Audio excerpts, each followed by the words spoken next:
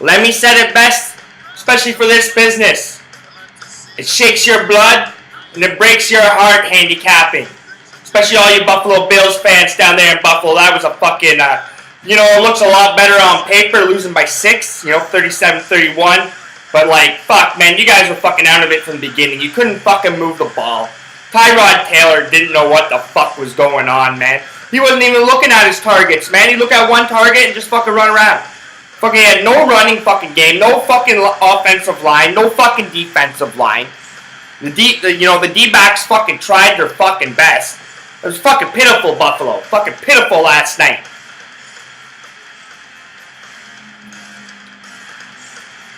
Fucking god-awful. Fucking seeing Rex Ryan and fucking Rob Ryan sitting there on the fucking sidelines. Fucking looks like a fucking cartoon, man. It really looks like a fucking cartoon, man. I don't know what they know what they're fucking doing out there, but that was fucking awful, man. You knew right from the fucking first 5 minutes, man. 5 minutes in, you knew they were fucked.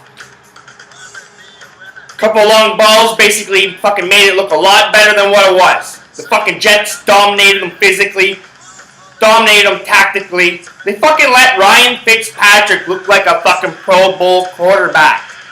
It was fucking awful, man. Awful. But we move on to another day. Got another day of sports picks here. I'm going to fucking bust through them right quick. As you see, I'm trying to get these videos shorter and shorter. Because all you millennials and all you people out there with short attention spans, and some of you people out there are just fucking working and shit, so you don't have all fucking day and shit like that, and you have kids and shit, so you don't have all day to fucking sit here and listen to me fucking rant.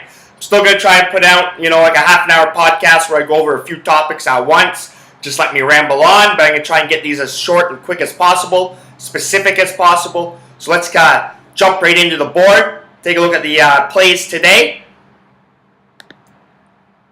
We got some Premier League action going off. 2:45 Eastern Time. Chelsea of West London. They're hosting Liverpool. As it stands right now, Chelsea's plus 125, take home 3 points. Liverpool's sitting at plus 240 to win on the road. And their draw is sitting there at plus 250. Now, a lot of pundits, a lot of people I've been reading about think there's going to be a lot of goals. Liverpool walked into fucking Arsenal fucking match day 1, week 1, fucking put up 4.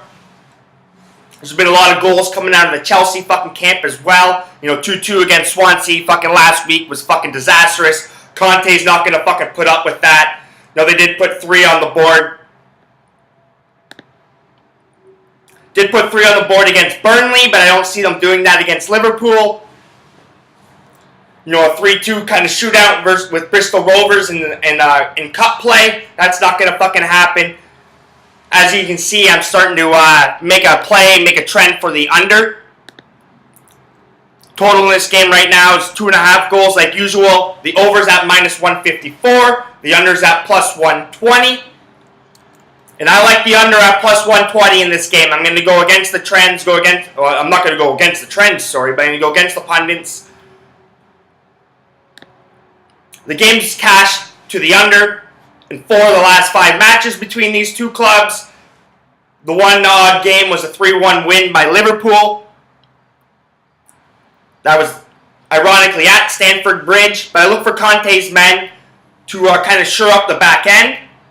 I look for, if anything, Chelsea to come away with a 1-0 win.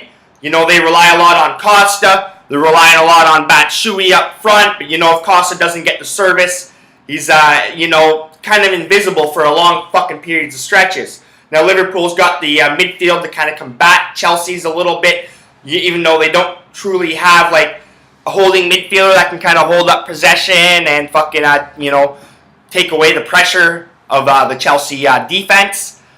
But, likes of Jordan Henderson, Coutinho,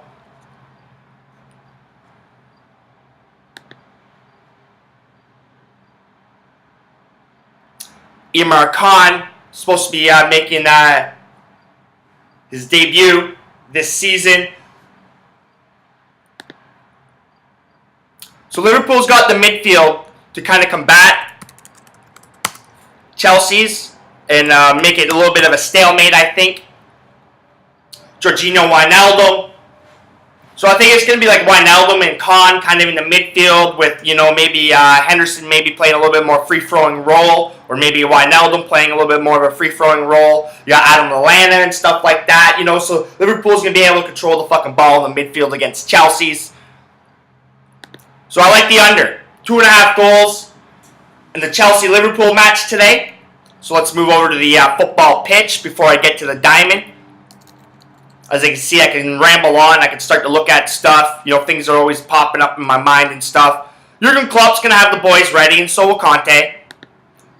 But on the football pitch, we got some college action. Arkansas State is in Utah. Take on the Aggies. Now, Arkansas State's not very fucking good. Not very fucking good at all. Lost to Toledo, lost to Auburn. No shame losing to Auburn, but Auburn's not fucking what they were when fucking Cam Newton was around. But Arkansas State has won 5 straight Sun Belt titles. They are going to play a former rival in Utah State. Now, Utah State, they lost to USC, got their fucking ass kicked, but they also lost Devontae Mays, the starting running back, and Utah's really built on the fucking running game.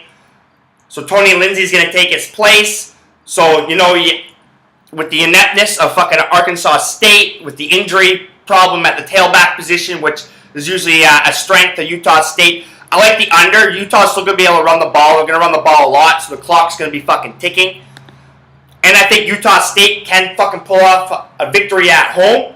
I think they have the advantage playing in the altitude over there in the mountains of Utah. So I went ahead and teased Utah State down to -2, and I teased the under up to 63. So I got Utah State at -2, under 63, and a teaser. I think pretty safe play, even though there's never a safe play in the world of handicapping in sports. There's a key for every lock. But over on the diamond, as baseball season starts to dwindle down, wild card races, division races are heating up. A couple games that kind of caught my eye. First game is the New York Yankees in Boston and take on the Red Sox. Red Sox have Clay Buchholz on the mound with a fucking gas can. Awful. He's been awful for fucking years now. In the bullpen, in the rotation, back and forth. No matter where he goes, man, he's prone to give up the fucking long ball.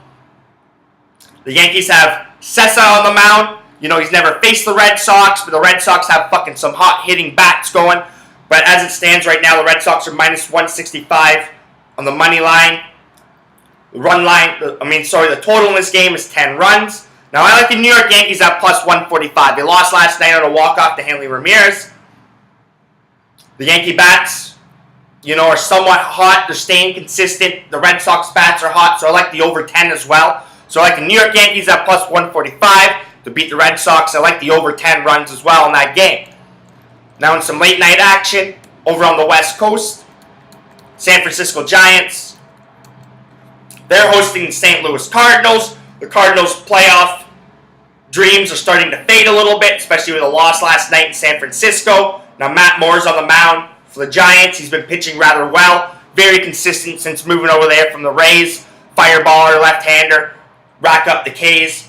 Now the Cardinals are free swinging. They got Luke Weaver on the mound, who's in my fantasy pool, and he's been a big fucking addition. He's going to be good. He's going to be a good fucking pitcher. He's going to be like just above average. He's not going to be a fucking superstar or anything. I like the other fucking kid a little bit fucking better. Was it Alexei Reyes, I think? Alex Reyes. I like the Alex Reyes kid a little bit better in St. Louis. But anyways, the Giants are -120 favorites at home. Total in this game, 7.5 runs. I like the San Francisco Giants with Matt Moore on the mound at -120 to put a little bit more of a dent in the St. Louis Cardinals' playoff dreams and playoff hopes. So I'll just run that back real quick. I like the under 2.5 in the Chelsea-Liverpool match in the Premier League. I got Utah State and the under teased in the NCAA football match. Well, there's 3 on tonight. But Arkansas is in Utah State. I like the New York Yankees at +145, and I like the over 10 runs. I like the San Francisco Giants at home at -120. Remember, you can find my work on Twitter at kjohnstonmikedup. You can find my work on my blog site, kylejohnsonmikedup.wordpress.com.